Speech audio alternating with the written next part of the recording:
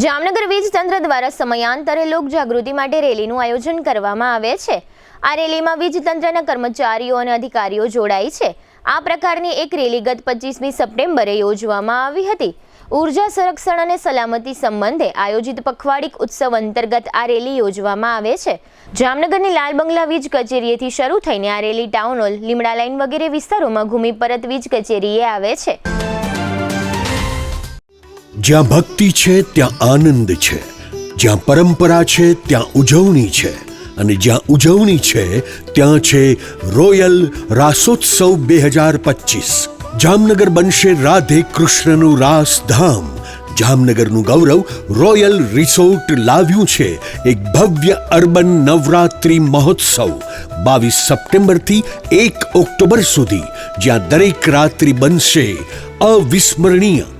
80,000 square ફૂટના વિશાળ મેદાનમાં અહીં માણવા મળશે hi fi sound system, live DJ જય અને ડીજે વિક્કીના ધમાકેદાર તાલ, કેરિઝમેટિક એન્કર પ્રિયંકા અને ભાર્ગવની અદ્ભુત ઉર્જા, સેલ્ફી ઝોન, એલઈડી સ્ક્રીન, સ્વાદિષ્ટ food court, CCTV camera, 400+ car પાર્કિંગની સુવિધા। પાસ બુકિંગ માટે સ્ક્રીન પર આપેલા નંબર પર સંપર્ક કરો અથવા QR કોડ સ્કેન કરી ઓનલાઈન પાસ બુક કરો।